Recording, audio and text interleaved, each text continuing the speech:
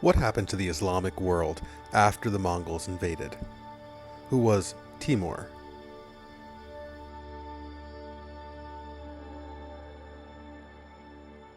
Who was Ibn Khaldun? What was his life like? What is the Muqaddimah?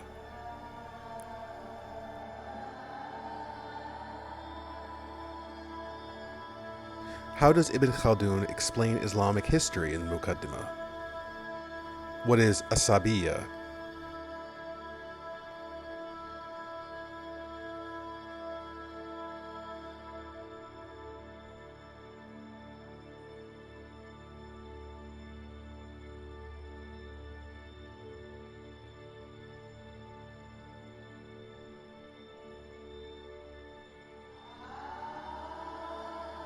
As Islamic history rolls along, the narrative of what, where, and who Islam referred to becomes increasingly more complicated. We can, if we want to, tell the story of Islam as a relatively one-directional tale of a worldview and culture that grew up and out of the Hijaz in late antiquity, went on to create an Arab identity, but then, one by one, that Arab-Islamic identity met, merged with, blended with, and reproduced with other peoples and ideas.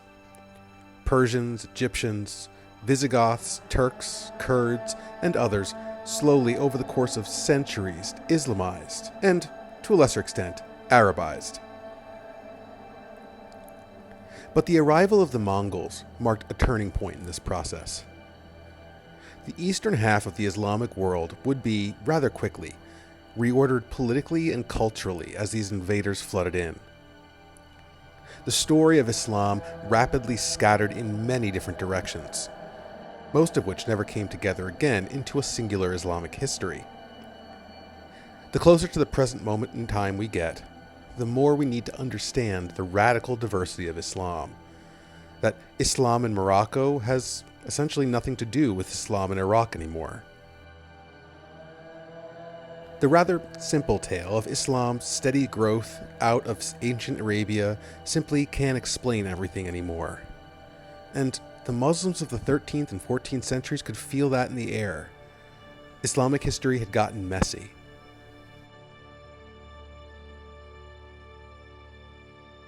Many of the Mongol Khans did slowly start to convert to Islam, just as the Seljuks had done centuries before when they appeared in the Islamic world.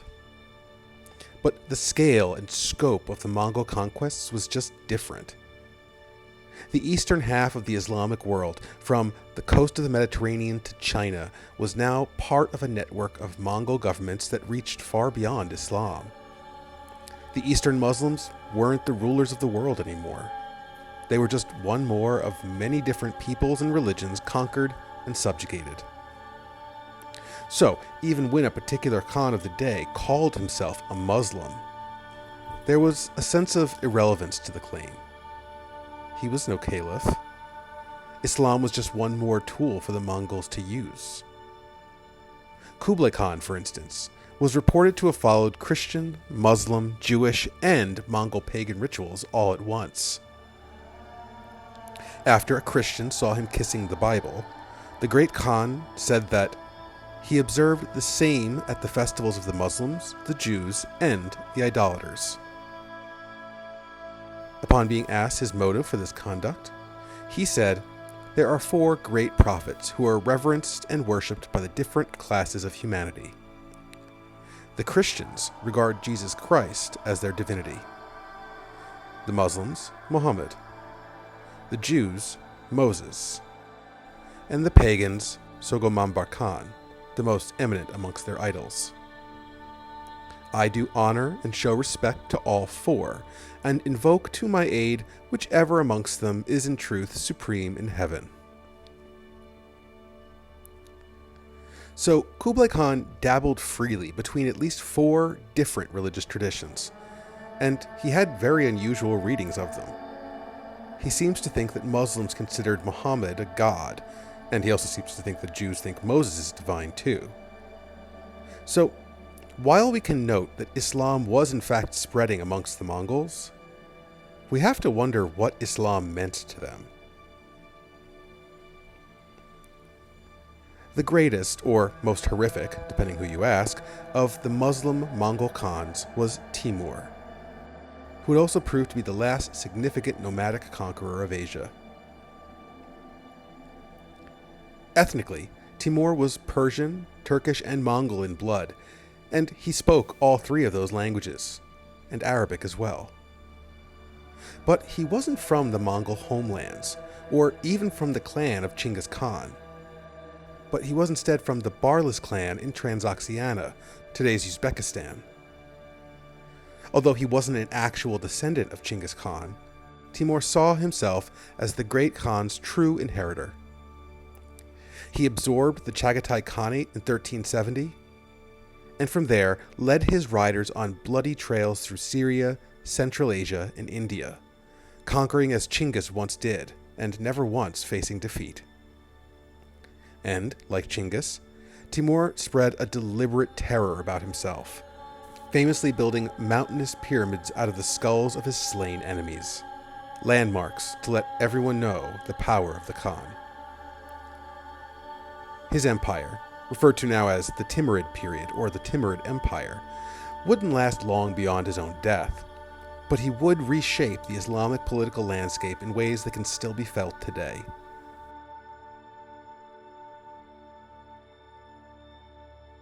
But unlike the first Mongol invaders, Timur, this last major Mongol conqueror, was a Muslim. He had both Qadis and Muslim mystics in his court, and he patronized some Islamic scholars. While Timur would probably have identified as a Sunni, perhaps of the Hanafi madhab, he retained the older Mongol custom of dabbling freely between cultic affiliations as it suited him. He certainly had some kind of special interest in the Ahl Bayt, for instance, and appears to have even critiqued Sunni scholars for being a little too anti-Shiite. And vice versa, Timur also appears to have persecuted some Shiites for holding what he considered to be dishonorable positions regarding some of the foundational figures of Sunnism. So, whose side was he on? Was he a Shiite pretending to be a Sunni for political gain? Was he a Sunni who tried to give lip service to the Imams to win the favor of his Shiite subjects? Was he neither a Shiite nor a Sunni, just an opportunist? Or was Timur actually both, finding personal religious satisfaction in both Sunni and Shi'i Islam? Whatever the case, and for whatever the reason, Timur certainly didn't interpret Islam in ways that were familiar to most of his Muslim subjects. And this highlighted the bigger problem here. Something had changed. The apparent glory days of the caliphs were over, replaced by first pagan rulers, then these nominally Muslim rulers, or perhaps these hypocritical Muslim rulers. The older Islamic vision of history, as the ascent of the Ummah to glory as the evidence of divine love, was now completely extinct.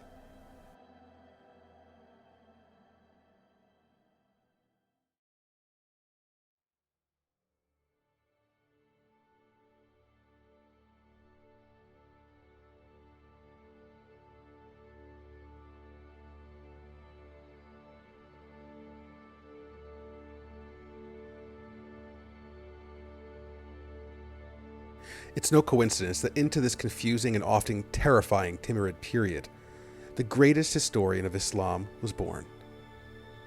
Muhammad ibn Khaldun would observe the world around him, looking for patterns of development and decline, and attempt to make sense of the disarray of history. Ibn Khaldun was born in Al-Andalus, but he grew up in Tunis, modern Tunisia, beyond the reach of Timur and the other Mongol Khans. But Ibn Khaldun, like everyone in Africa and Europe, knew what just happened across all of Asia.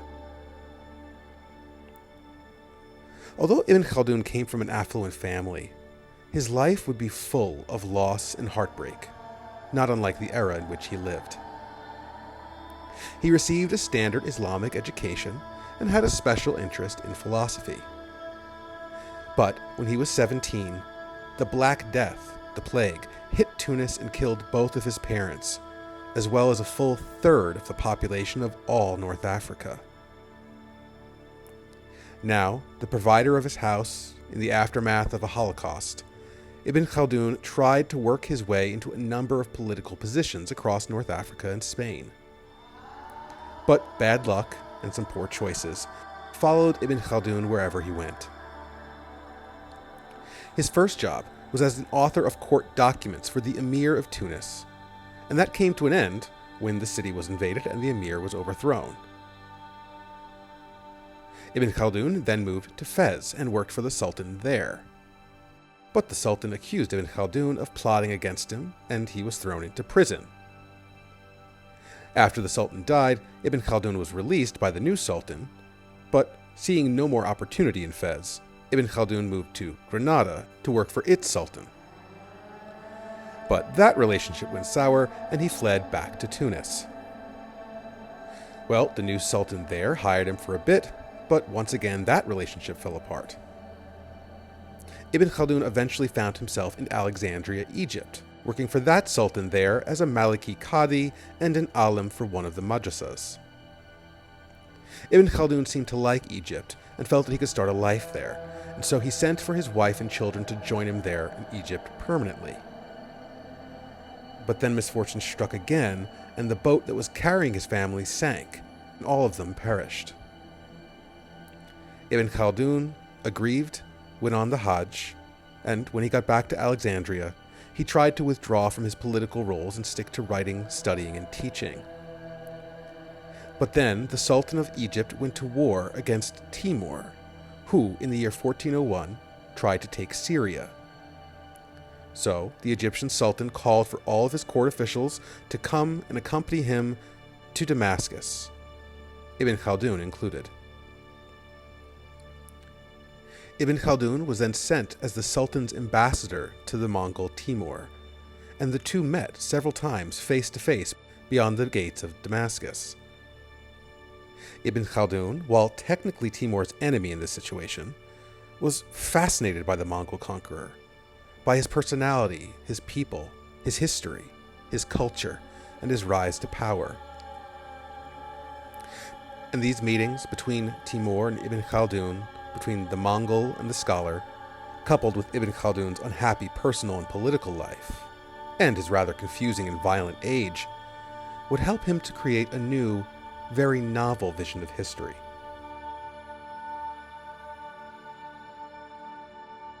Like the theologians and philosophers before him, Ibn Khaldun looked for rational patterns in all of the chaos.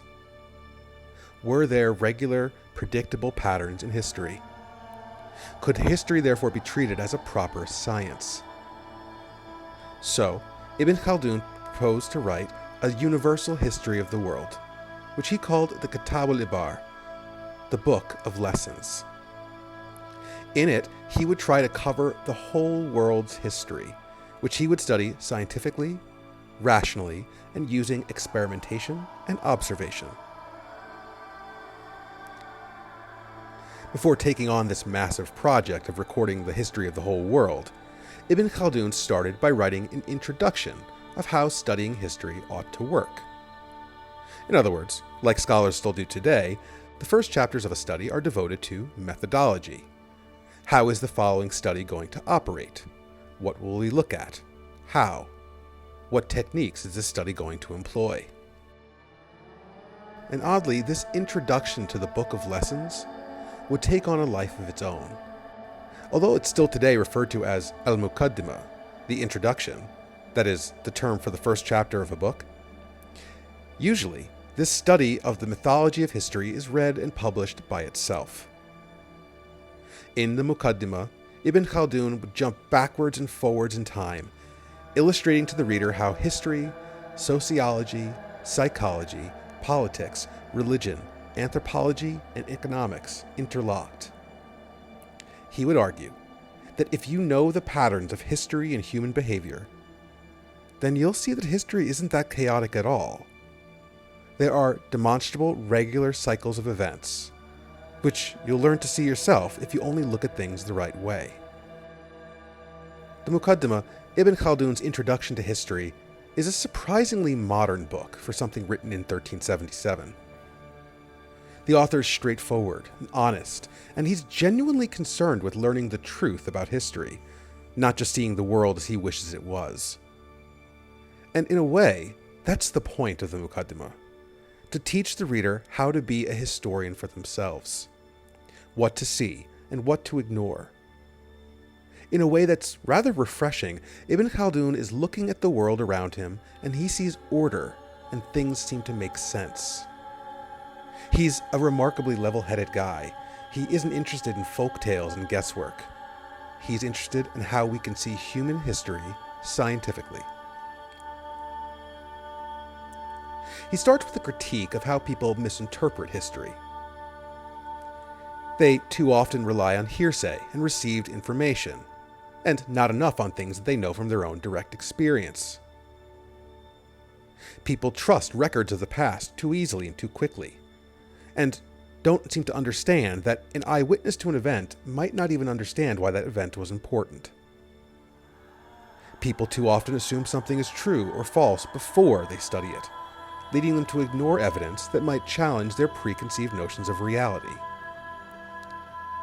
For instance, people look at history with previous assumptions of who and what is great or good or important, and that leads them to see things that aren't really there, or to not see obvious things. And most importantly, students of history forget to use their own experience and reasoning about what is possible, likely, or natural. They fail to judge history using the same criteria that they use to understand the world they live in now. If humans act this way, here and now, it stands to reason that people in the past would behave similarly if they find themselves in a similar situation. That is, because these things are written in historical books, people have the unfortunate habit of trusting these authorities even more than their own instincts about how actual living humans work. Another reason making truth unavoidable, and this one is more powerful than all the other reasons previously mentioned, is the ignorance of the nature of the various conditions arising in civilization. If the student knows the nature of events and the circumstances and requirements in the world of existence, it will help him to distinguish truth from untruth in investigating the historical information correctly. This is more effective in critical investigation than any other aspect that might be brought up in connection with it. Students often happen to accept and transmit absurd information that, in turn, is believed on their authority.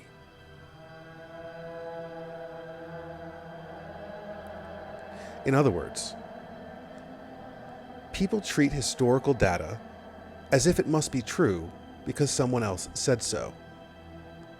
But they completely overlook their own experiences of the world, where people misunderstand, lie, manipulate, confuse, forget, or just misremember.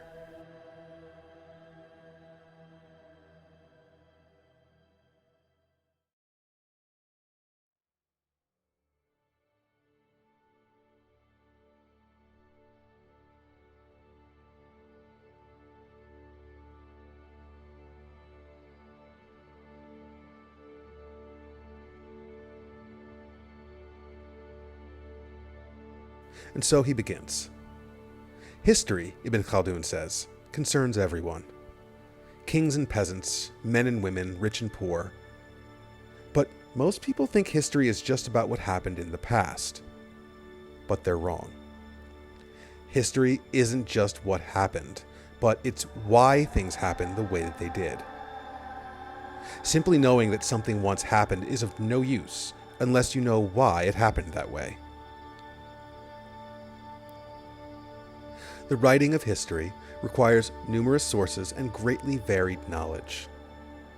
It also requires a good speculative mind and thoroughness. Possession of these two qualities leads the historian to the truth and keeps him from slips and errors.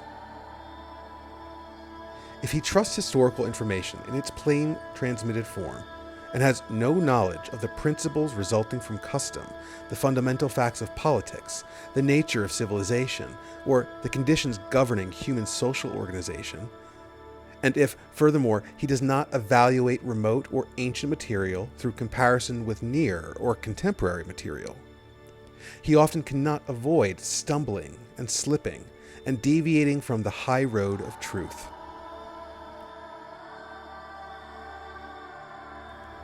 Historians, Quran commentators, and leading transmitters have committed frequent errors in the stories and events they reported.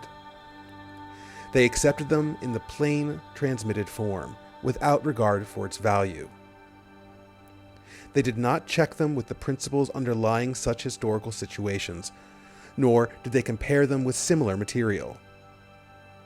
Also, they did not probe more deeply with the yardstick of philosophy, with the help of knowledge of the nature of things, or with the help of speculation and historical insight. Therefore, they strayed from the truth and found themselves lost in the desert of baseless assumptions and errors. Ibn Khaldun then goes on to say that first, we have to understand that people are social, political animals. They live in groups. That is a universal trait of humans everywhere.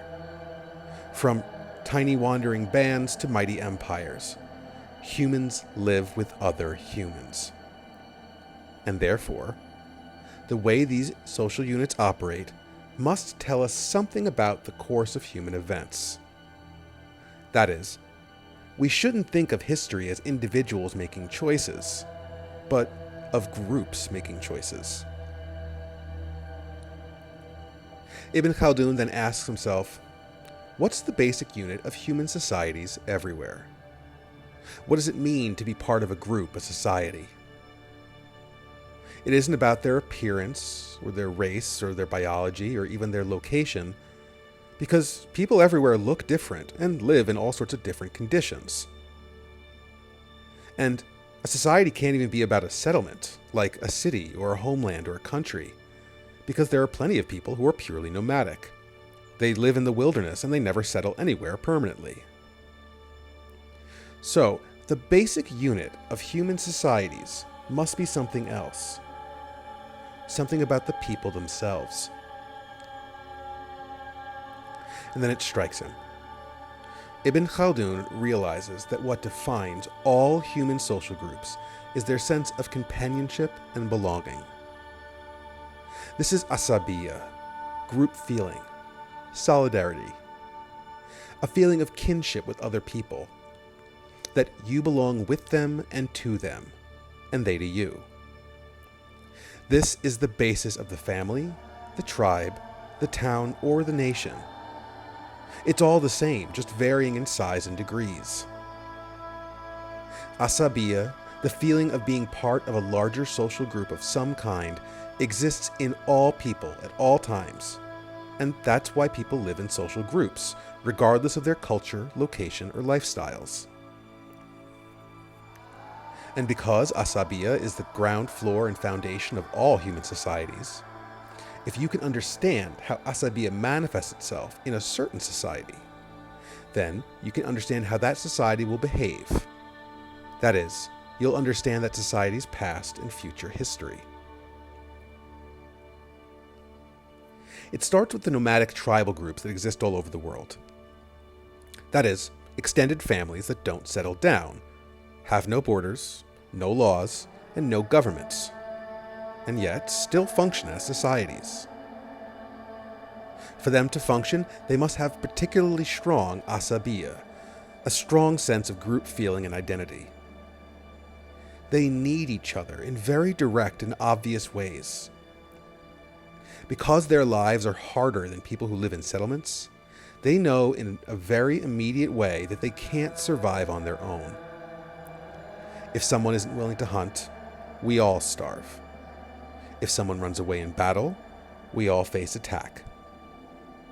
In a nomadic tribal society, we sink or swim together, and everyone knows it. Every day, all the time, the nomad can see how they depend on each other person in the tribe, and how each of these others depend on you in turn. This is a level of asabiya unknown to people who live in towns or cities, where you can fool yourself into thinking that you can survive on your own. Their defense and protection are successful only if they are a close-knit group of common descent. This strengthens their stamina and makes them feared, since everybody's affection for his family and his group is more important than anything else.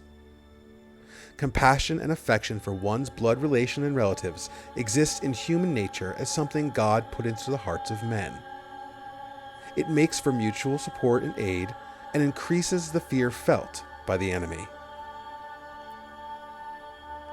In other words, because a tribe is basically just a family group, and family is the basic form of asabiya, it stands to reason that tribal people have this virtue in spades.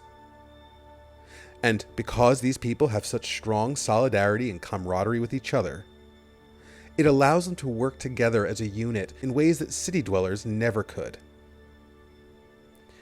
And this also explains why the great developments in history so often come from tribal people.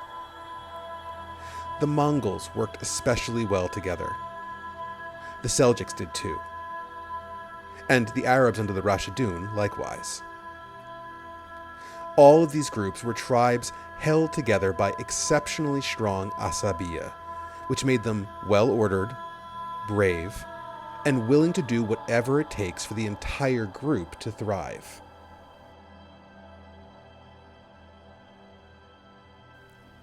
But when people settle down, asabiya wanes. It becomes increasingly unclear why people depend on each other. Their relationships of need and blood become murky or even non-existent. You can live in a city your entire life and never speak to your next-door neighbor. So, why should it surprise us that it seems much less likely that you'd be willing to kill for them or die for them? Now, there is some asabiya in a settled community. We would call this patriotism or nationalism or ethnic pride. But it's nothing at all like the immediate, powerful sense of society found in nomadic tribes. Sedentary people can choose to have solidarity with their neighbors. But tribal people must have solidarity with each other or they will die fast. And this is where Ibn Khaldun puts all the pieces together. How did settled people come to settle in the first place? Well, they used to be nomadic tribes. Everyone was. Everyone, everywhere, is, or is descended from, a small tribal family group. That is, groups with lots of asabiya. But for any number of reasons, some of these groups settled down because they found conditions that worked especially well for them. Say, for instance, fertile land or favorable climate. So, once nomadic people figured out how to survive particularly well, they stick to it. If there's good food and water here, why migrate elsewhere?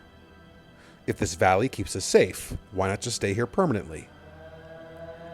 Nomadic people settle down because they're successful.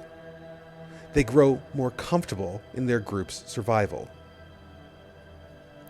But then what happens? The more this group settles and thrives in their new home, that is, the more the tribe grows into a village, a town, a city, a nation, or an empire, the asabiya goes down. The very instinct that made the tribe succeed in the first place is reduced by their own success. If group feeling, asabiya, is strong because survival is tough and people need to stick together, once life becomes easier, asabiya is reduced. Strong asabiya leads a tribe to thrive, but that thriving itself weakens asabiya. And so, this makes history cyclical. A tribal group lives rough, and so has lots of asabiya. Eventually they do so well that they settle down and their economy and population explodes. Life is good. But the cost is that there's less feeling of solidarity with the other people. Social bonds weaken. people's relationships grow more distant or are even non-existent. People are less likely to be virtuous, stand up for each other, support each other, help each other. And this goes on over the generations until finally the people are overtaken by either invasion or migration.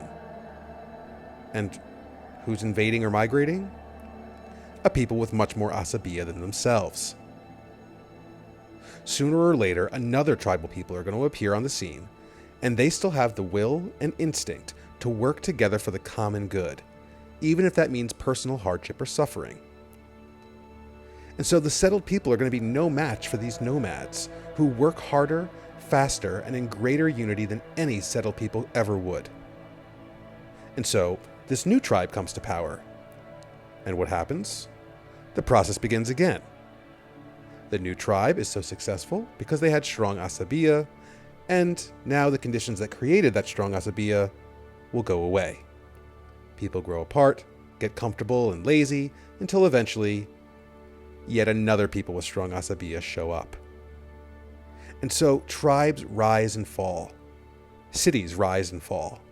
Empires rise and fall. History isn't messy at all, it's perfectly ordered and stems directly from the human instinct to need to live with other humans. Now, Ibn Khaldun is clear that this is a very slow process, so rarely does one see it happening before your own eyes. But it makes perfect sense. The Mongols thrived so well in his own day because leaders like Timur and before him Chinggis Khan could expect their tribes to stand with them, no matter what. The Mongols served each other and laid down their lives for each other, and that meant collectively they could do remarkable things, like conquer the known world. And the Seljuk tribes did that before to the settled Romans and Abbasids. And before them, the first Ummah did that under Muhammad and the Rashidun, because they created a community, an Ummah, together with a powerful sense of asabiya, in this case, Islam. These people all came out of nowhere to great power because they stood together no matter what. They had powerful, inflexible asabiya, so together they could do anything. But each group would eventually be undone by their own success. The Arabs settled into the Umayyads and the Abbasids, making them vulnerable to the Seljuks. The Seljuks settled into their sultanate, making them vulnerable to the Crusaders and then the Mongols. And presumably, sometime in the future, the Mongols would settle too, grow weak, and succumb to others with even more asabiya than them. It was only a matter of time, really.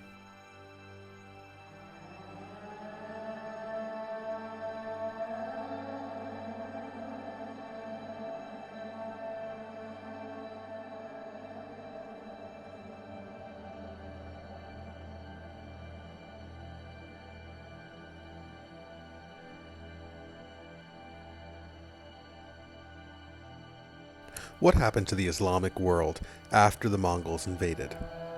Who was Timur?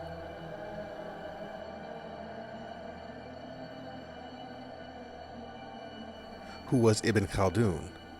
What was his life like? What is the Muqaddimah?